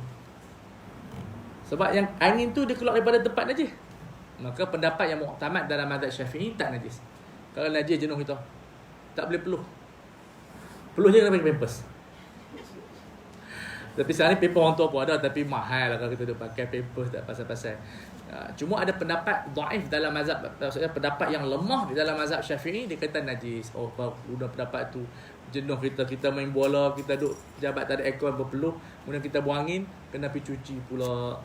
Fikir benda tu saja. Yang ni untuk orang perempuan yang keluar angin di depan, itu dimaafkan. Jadi masuk waktu bau, terbatal wuduknya, maka dia ambil wuduk yang lain. Jelas yang tu ya? Kemudian yang keempat, muka surat 40. Suatu yang keluar normal pada tempat keluar bukan pada waktunya, itu salasul baul dia panggil. Istihadah sama. Istihadah maksud darah yang keluar daripada saluran urat yang dekat rahim itu, bukan darah daripada rahim yang tak disenyawakan oleh sperma, ovum yang tak disenyawakan oleh sperma, dia jadi darah haid. Tapi yang ni tak, dia hujung tu dia ada urat nama dia irqun, dia ada kerosakan, dia keluar darah. Ayat tu hukumnya najis, tidak diwajibkan mandi wajib. Boleh semayang bila waktu, boleh bersetubuh, boleh jadi imam, cuma makruh saja. Semua orang kata kalau istihadah tak jadi imam, boleh jadi imam, tapi cuma makruh saja sebab dia kurang bersih. Tapi kalau jadi imam, hukumnya sah. Seterusnya yang terakhir, ada yang kelima, ada 6 dia. Ini yang keluar jarang-jarang, batu ulat. Pernah keluar ulat? Tak ada. Kalau sayur, tak. Itu kalau buah yang besar. Macam-macam. Pukul 11.30 macam itulah. Jadi kalau keluar benda pelik-pelik, batu karang lah. Sampai batu karang, tetap hukumnya batal. Batu karang. Begitu juga kalau air mani suami. Kadang dia tidak keluar, tapi air mani suami dia keluar balik. Dia mandi wajib, keluar air mani suami. Itu tidaklah apa wajib, tapi dia membatalkan wuduknya. Kadang-kadang begitu boleh berlaku. Ataupun dia tidak bersetubuh, tapi dia dimasukkan air mani di dalam kemaluan. Masuk sendiri lah. Lah ni orang panggil IVF. Bila masuk IVF, dia tak kena mandi wajib. Yang kena mandi wajib siapa dia? Suami lah, sebab suami bila buat IVF dia kena keluarkan sperma dengan onani. Kalau di hospital saya cerita lah. Tapi ada benda yang 2-3 benda yang hospital kena perbetul sikit. Tapi tak boleh saya buat live di hospital marah saya. Kalau tahu main jumpa saya, apa yang saya, bukan saya tak setuju, saya semua tak setuju. Dia ada benda-benda yang tak cara komplain sikit lah. Tapi hal ni semua okey. Bersih suami isteri apa semua tu. Sekarang ni IVF ada kalau 5,000 kena minta ni lah bantuan yayasan dia Permaisuri Agung kita, dia ada di Pahang tu. Di Kedah ada hospital Bahiyah. Yang buat tu Dr. Muizzah pakar. Famous dia Dr. Muizzah. Sahabat baik kita lah. Kos 5,000 tapi beratok 5,000 ni. Dia orang Arab yang tabu Q. Mungkin bukan tahun ni, tahun depan. Yang tempat-tempat ni adalah banyak yang 14,000, 18,000. Tapi ada yang berjaya, ada tak berjaya tu Allah Ta'ala punya kuasa. Tapi itu dia antara teknik yang baru. Jadi bila suami keluarkan air mani, dia kena mandi wajib lah. Tapi bila dia pun senyawakan, dah jadi orang panggil apa, zygote dah. Betul tak? Kan? Zygote, dia akan masukkan ke dalam rahim. Dan kalau Allah Ta'ala izinkan, dia sip. Isteri kena mandi tak? Tak kena. Sebab ayat mani siapa? Lah ni ada canggih banyak. Kalau saya bincang fiqh perubatan, ada saya buat fiqh perubatan, ada 20 lah beli pecah. Isu yang dipanggil menyimpan ovum dan dia panggil menyimpan ovum dan sperma. Kata dia umur 15, dia akan ada kanser. Lah ni kanser boleh check dah. Test dia akan rosak. Bila rosak dia tak menghasilkan sperma. Ayat mani mungkin ada. Dia beza ayat mani dengan sperma. Oh cik. Betul Mana cikgu sains lah. Aku bohong lagi. Tak pun insyaAllah lah. Saya ulang dah 10 tahun ulang main sama. Kalau salah. Betul tak? Betul tak? Alhamdulillah. Cikgu sains tu. Dia anggap tu cara betul tu. Cik. Tergaya. Jadi ayat mani lain. Sperma lain. So ambil, bawa keluar, simpan dalam peti ais. Bukan peti ais singa kita tu. Depa ada alat dia tu. Sebab sperma boleh hidup dalam 78 kan 74 jam. 72 jam kan. Ni selama-lamanya. Insya-Allah ini izin Allah. Cuma masalah dia ni budak ni tak berkahwin lagi. Perempuan yang diambil ovum dia tu tak berkahwin lagi. Cuma nanti bila depa berkahwin buat IVF. Punya orang kata apa, dalam Fake Medi ni perbincangan sangat luar biasa. Saya dah bincang Fake Medi ni dah hampir 10 tahun dah. Di hospital, di universiti. Kita ada dia paper, saya buat buku. Sebab masalah Medi ni macam masalah wanita, sangat bermasalah. Saya fikir kalau saya tak sibuk senang, mungkin saya boleh hisap shisha, saya boleh bermain-main. Tapi bila isu banyak, sebab benda ni berhajat pada kajian. Saya tersilap langkah ni. Sebab bukan isu saya, itu masalah saya tu.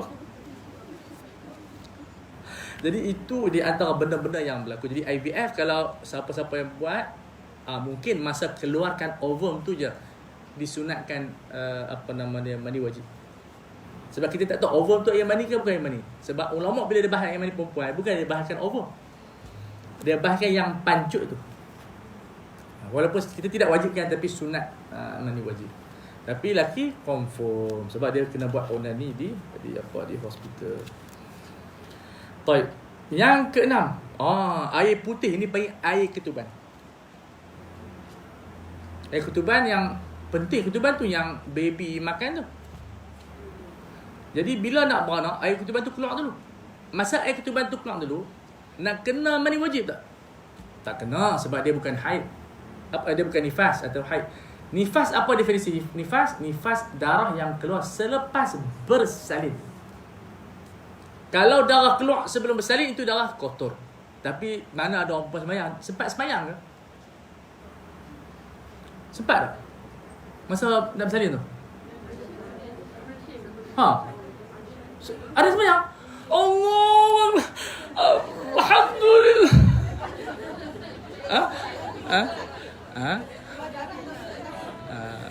Tak, masa nak beranak tu ada tak? Tak ada lah tu, saya bayangkan. Kita orang lelaki. Maaf lah kalau bayang tu salah kan. Sampai Allah. Tak ada? Tengok drama. Ya Allah. Hebat. Kukuk lah macam tu.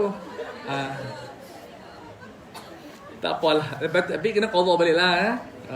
Siapa yang tak qadha dulu, qadha sekarang ni bukan banyak mana pun. Satu waktu saja. Itulah cara orang lelaki cerita.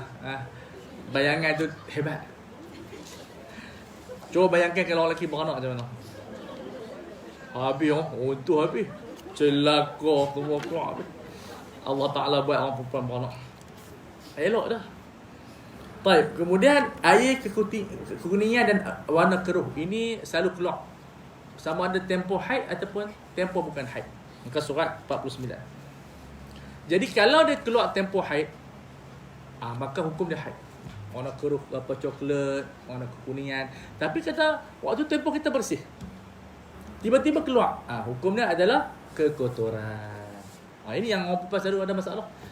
Tapi dia tak boleh cari juga. Sebab soalan yang sama juga. Satu orang perempuan sama bayi cepat lupa. Betul? Dia lupa. Dah.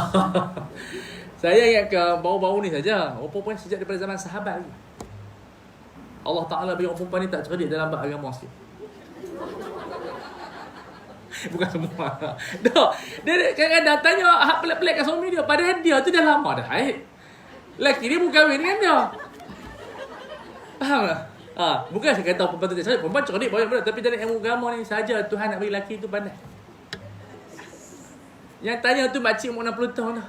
Takkanlah kamu makcik tak faham lagi 60 tahun dah. Duk macam tu soalan. Rupanya dia pun ni lupa. Tuhan buat lupa kan. Kadang-kadang buat sembahyang sunat pun duk tanya lagi. Sejak daripada zaman salaf lagi. Rupanya Allah Ta'ala nak bagi orang lelaki ni beban. Walaupun dia rimah. Ya Allah, soalan yang sama. Kalau ikut hati kami ni rimah dah. Makcik nak tanya soalan tak? Tu macam makcik tu tanya. Kalau memang orang Perak pula ni awak nak tanya ni sikit. Awak nak tanya pula. Tanya ni. Demo ni je. Jadi memang dalam agama sengaja Allah Ta'ala buat orang perempuan mudah lupa. Hatta sembahyang sunat yang ringkas-ringkas pun dia pun lupa. Jadi itu di antara benda yang orang perempuan kena syukuri. Sebab apa dia tak perlu belajar. Dia tanya orang lelaki je. Sebab dia sakit dah, Tuhan bagi dia sakit, beranak dan sebagainya. Jadi Tuhan ni Maha Adil. Tapi kelebihan dia orang perempuan, Tuhan bagi haid, nifas apa semua ni, dia protect diri dia. Sebab tu masa orang perempuan tak menopause, kencing manis tak ada, jantung tak jarang dah. Sebab benda-benda tu dia protect. Dia pindah kat main lelaki ni yang menanggung sara. Siapa yang belajar biologi dia tahu lah benda tu, betul tak? Orang perempuan ni Tuhan buat dia SS ni dengan keadaan dia tu, dia memang defend diri dia. Dia protection dalaman tu kuat. Orang lelaki ni dia buat SY, dia punya dalaman dia tak kuat. Sebab tu dia terdedah pada penyakit kencing manis, darah tinggi, semua penyakit ada dalam badan dia. Tapi dia steady, orang lelaki steady lah. Padahal balik tu dia ubat penuh. Itu hikayat orang lelaki ya. Baik. Muka surat 53. Hadas junub berpunca daripada farad. Saya berhenti kat sini, saya nak ambil yang belakang je. Soal jawab sebab masa kita terhad. Lama kita boleh sangat kan. Bidah lama-lama ni. Takut ada kelas kan? Oh tak ada. Balik boleh masuk ni tengah ni. Okey, persoalan wanita kita ambil yang persoalan-persoalan yang bincangkan tadi muka surat 247. Apakah hukum seorang wanita memotong bulu ari-arinya? Hukumnya adalah harus dan sunat untuk dia sendiri ya. Yang boleh potong apa dia cara halal suami dia seorang je. Itu je. Tapi suami ni dia malas. Potong sendiri lah. Ya Allah nak manja pun tengok tempat lah. Ada orang perempuan ni dia banyak pelik-pelik. Ni semua hasil daripada novel dengan TV. Dan kita pun tanya arti juga. Mereka pun tak sanggup berlaku macam tu. Kan? Jadi isteri yang sabar. Tak ada dalam filem tu je. Mereka mana ada, tak ada. Kebanyakan orang soleh, aulia-aulia, kita baca sejarah dulu, isteri semua mulut laser. Lepas tu, kita jumpa Tok Guru kan. Ya Allah, bini dia. Yang ustaz ni, ceramah, kita akan menentang kezaliman. Balik rumah, ya, apa-apa lah. Tak tahulah isteri dia belajar sidat apa. Dalam pinggang merah pun. Banyak macam tu. Tapi tetap berdosa. Jangan kata dia dapat pahala. Dosa. Cuma Allah Ta'ala nak bagi suami dapat pahala lebih, dia bagi isteri mulut laser. Tapi jangan pilih yang tu. Ada buku tajuk dia, saya beli As-Sabru ala Zawjat. Kehidupan bersabar sama isteri-isteri. Subhanallah. Aulia-aulia Allah Ta'ala dapat isteri semua yang pelik-pelik. Marah suami baca buku. Saya harap kat sini tak ada aku, insya-Allah. Kita duk baca cerita suami-suami wali, cari pula isteri-isteri yang wali pula, yang mana isteri ni luar biasa. Ni kalau orang ceramah ni cerita isteri yang mulut cengeng. Nak buat apa? Cari isteri yang mulutnya masya-Allah, seharum kasturi. Bagaimanakah pula dengan memotong bulu betis? Elok sangatlah. Kalau tidak sama dengan suami dia. Sama panjang. Lalu orang nak buat apa? Pikat lain. Apakah persamaan kita?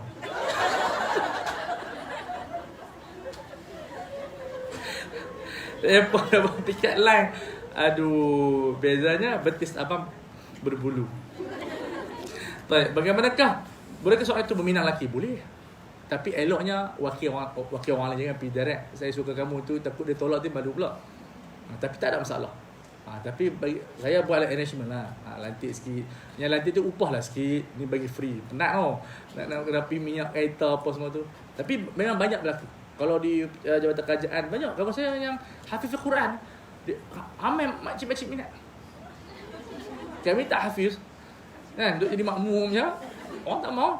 Kawan saya yang mereka hafiz semua orang minat. Anak buah saya tu, loh ramai orang minat dia. Yang apa dia tak hafal Quran, orang tak orang minat saya. Jadi muak Minang, Pok Minang, yang perempuan pun suka. Jadi tak ada masalah. Itu antara kelebihan lah. Baik. Bolehkah seorang wanita berwasat lelaki ke Nabi? Hukum ni macam bersembang. Kalau benda yang baik, baik. Benda yang tak baik, tidak baik. Bagaimana pula lelaki bersalaman dengan Nabi? Hukumnya adalah haram. Cuma saya tak sebutkan di sini. Saya ada kajian dalam majalah Ustaz. Boleh cek Google lah. Salam lelaki perempuan dalam majalah Ustaz. Kalau kita terpaksa, kadang-kadang mungkin sultan mai, kan, orang perempuan, orang besar mai, menteri. Dia nak bersalam kita. Pastikan bagus kita pakai sarung tangan. Itu tak apa. Mazhab saya sebut itu. Tapi kalau tak boleh buat juga, katalah tiba-tiba tak sediakan, dia main macam tu. Kita salah, lepas tu kita beristighfar. Itu kaedah. Kita dulu masa kita belajar ustazah semua haram. Tapi bila kita kerja-kerjaan, tak salah yang PM yang sarung tangan macam tu. Tapi sekarang alhamdulillah dah tak ada apa kita sini.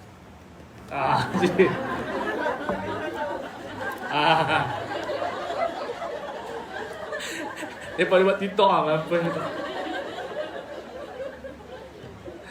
Macam-macam. Habis ustaz-ustaz pun terpengaruh ni. Baik. Bolehkah wanita mengurut lelaki ajnabi? Tak boleh lah. Mereka fisio tak apa, fisio lain. Fisio ni memang rawatan daripada hospital. Yang ni untuk aksesori saja. Terus onok-onok gitu je. Bolehkah wanita bekerja di spa, memotong bulu ari wanita? Tidak boleh, ni haram. Ini bid'ah. Di negara Arab pun banyak, di sini pun banyak. Terutamanya orang yang baru nak berkahwin. Di Poppy Spa tu dia buat package. Yang tu kita minta pengecualian lah. Jadi tak apalah, saya potong sendiri je. Apakah hukum wanita menikah solat Jumaat? Hukumnya sangat bagus di zaman sekarang. Tapi sekarang di Perak dia bagi berapa? Kita selalu 40 lah. Tak sampai 40. Tak apa sementara ni, nanti tunggu. Apakah hukum solat wanita yang menutup aurat tapi berpakai ketat? Hukumnya sah, tapi kalau depan ajnabi hukumnya haram. Sebab dalam sembahyang syarat dia tutup aurat. Tapi bila berhadapan dengan ajnabi tu kena syarat longgar tu. Kena faham tu. Kalau orang ketat gitu, sah sebenarnya, tidak ada masalah. Cuma kalau orang lelaki tengok hukumnya haram. Tapi sembahyang dalam keadaan itu adalah makruh. Yang banyak seorang yang pakai t-shirt dan sebagainya, tu selendang apa semua tu, sebenarnya dia sah, dia tutup ni, tapi hukumnya adalah haram di hadapan ajnabi. Kemudian, adakah dibolehkan wanita menjawab salam pada orang lelaki? Boleh. Tahu-tahu kita kenal, tidak ada masalah. Kalau yang bermasalah tu tak kenal, salam mengurat dia panggil. Itu yang tak boleh. Tapi kita satu kampung kenal, adik-beradik, pejabat, Assalamualaikum, tak boleh. Nanti tak boleh macam tu, nanti terasa pula sepupu kita dan sebagainya. Kadang-kadang berlaku salah faham, ya. Adakah wanita yang mandi wajib perlu mandikan sertakan rambut yang gugur? Tidak wajib, sunat sahaja. Kalau 7 hari lama nak kumpul tu, jadi tidak perlu.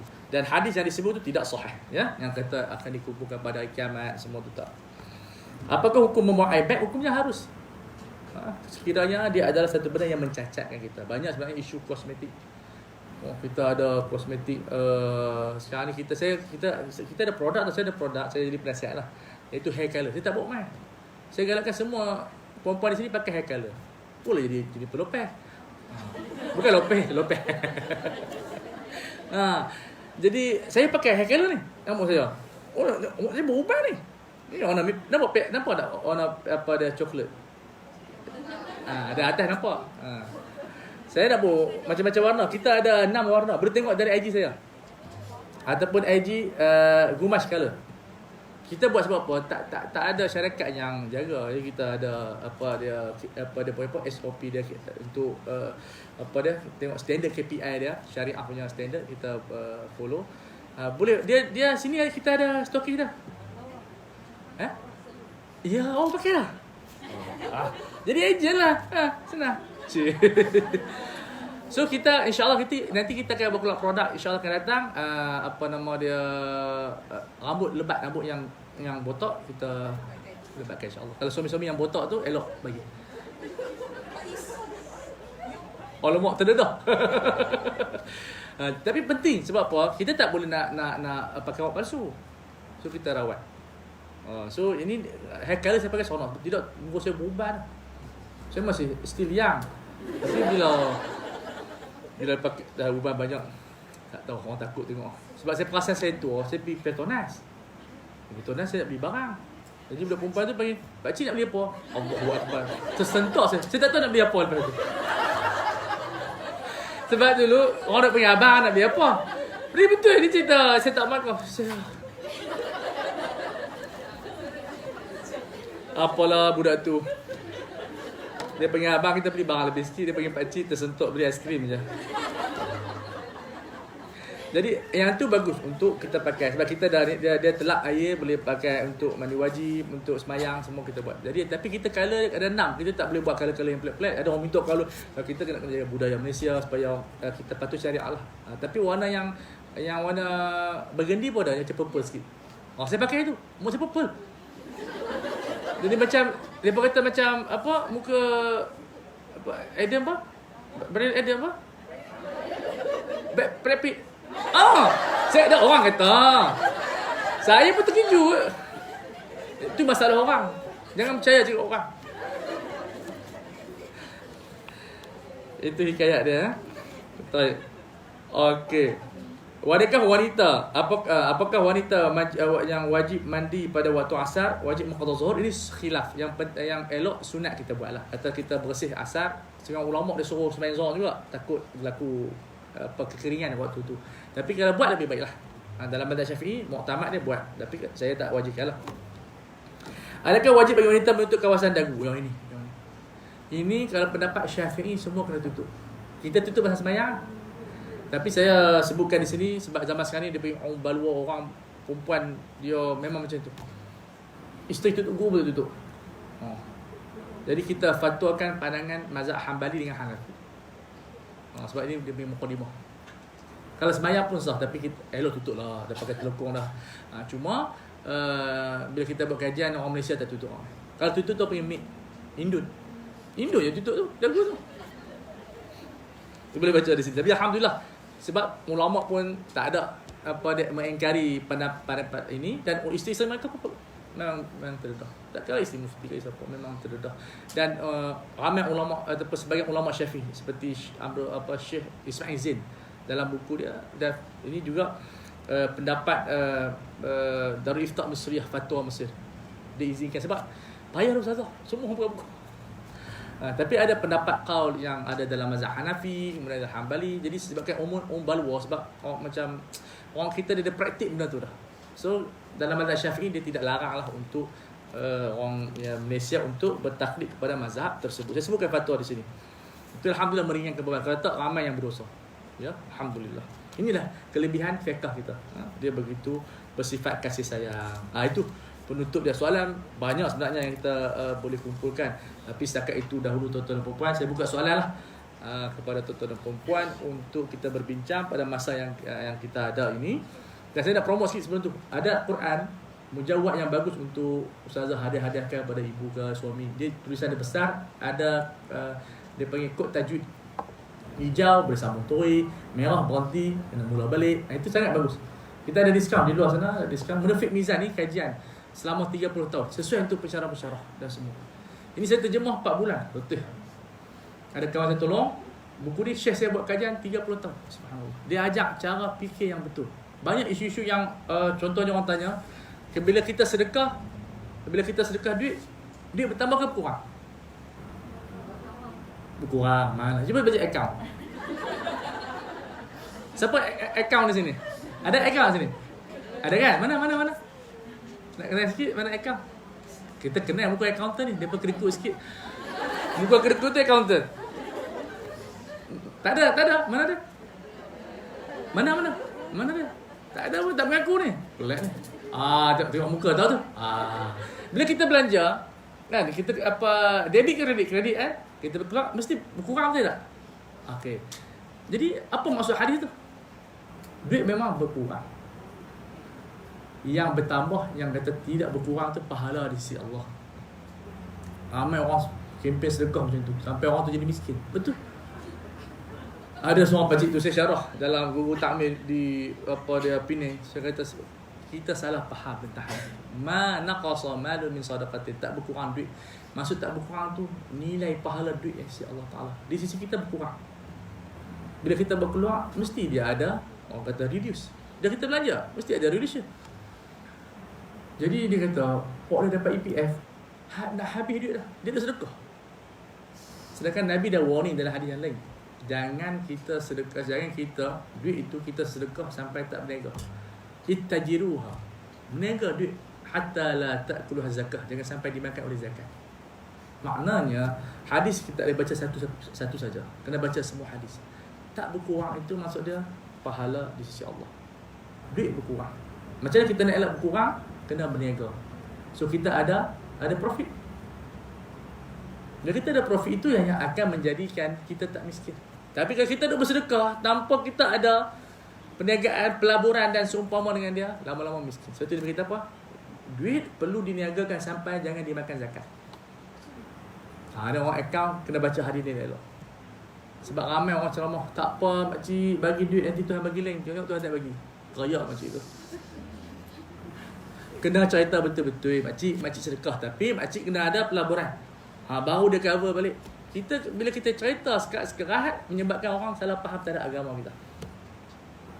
Sebab hadis dia ada mizan dia. Dia ada mizan, dia namanya fiqhul mizan, cara kita timbang ayat Quran dan hadis. Satu contoh lagi. Mulut orang berpuasa lebih wangi daripada kasur. Itu bukan wangi di sisi kita, wangi di sisi Allah. Bila kita berjumpa orang, kena gosok gigi jugalah. Pening orang tu. Sebab Nabi menceritakan tentang mizan indallah, bukan indan nas. Jadi banyak persoalan-persoalan yang ramai orang keliru ada dalam buku Fiqhul Mizan. Dia akademik sikit lah, tapi sesuai lah di politik ni.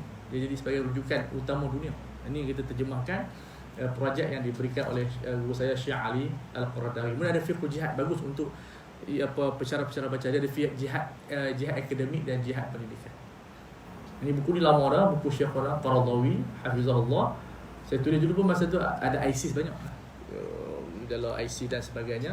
Kemudian ada fiqh medik, kemudian ada alam kubur. Ini sesuai kalau ayah-ayah yang mungkin jadi imam di masjid ataupun di surau ataupun pembaca talqin, semua ada hukum dalam hukum pada agar kubur menjadi taman syurga.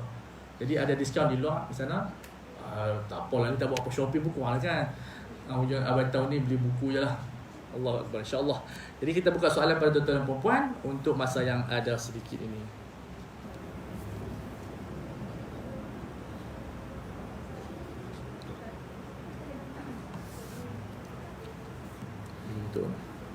Ni boleh tutup no, insyaAllah. Soalan dah. Okey. Assalamualaikum.